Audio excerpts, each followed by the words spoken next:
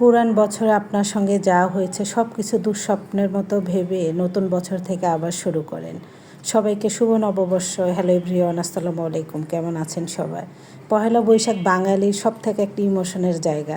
মুসলমানের যেহেতু এটা জায়েজ নাই, তবুও কম বেশি আমরা এই দিনটা কেন জানি উদযাপন না করতে চাইলে একটু পান্তা, একটু ইলিশ অথবা একটু আলু ভর্তা মনের অজান্তে হয়ে যায়।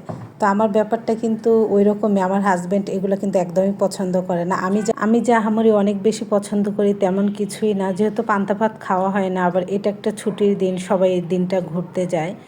তো সেইভাবে আমাদেরও ঘুরতে যাও, একটু খাওয়া। তো আমি সকালবেলা গতকালকে রাত্রেই অ্যাঙ্কর ডালটা ভিজিয়ে রাখছিলাম। আর অ্যাঙ্কর ডালের বড়াটা আমার কাছে মনে হয় কি সব থেকে একটু বেশি মশমশা হয়। তো সকালবেলা উঠে আগে ব্লেন্ড করলাম। আর আমি ভেবেছি কি যে মামা আসবে সকালবেলা, এই জন্য তাড়াতাড়ি উঠে রান্না করতেছি। তো রান্না শেষ করা অবস্থায় পরে আর মামা আসে না, আমাদের খাওয়া দাওয়া শেষ, তখন উনি আসছে।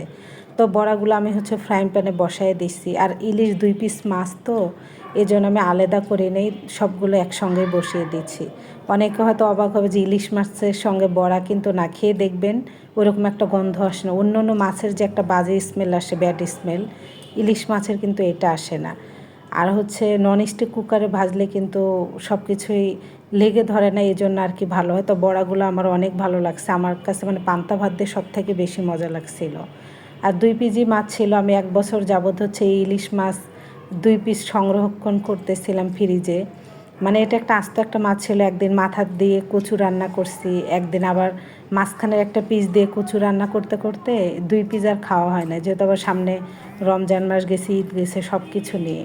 তো এই 2 পিস এই উদ্দেশ্যে রাখি নাই, কিন্তু নসিবে ছিল, এই জন্য খাওয়া হয়ে গেছে। তো এই যে আলু ভর্তা করছি, আর বড়া, ইলিশ মাছ আর কাঁচামরিচ পেঁয়াজ ছাড়া কিন্তু পান্তা একদমই জমে না। সঙ্গে লবণও আছে। আর আমার মাটির প্লেট যেহেতু ছিল, তাই মাটির প্লেটেই পরিবেশন করছি। বাঙালি মাটির সঙ্গে কোনো না কোনো কারণে সংযুক্ত আছে, তো মাটির প্লেটে আজকে খেয়েছি। তো এখন বাজে একটা। মামা হঠাৎ করে ফোন দিয়ে বলতেছে যে উনি বাসায় আসবে।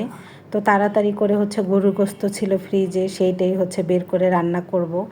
আর অনেক সময় কি হয় জানেন, আমরা বাড়ির বউরা যখন হঠাৎ করে ননদ যদি আসতে চায় কিংবা তাদের বাচ্চা কাচ্চা নিয়ে, আমাদের এই সুন্দর মুখটা না কালো পেঁচার মতো হয়ে যায়।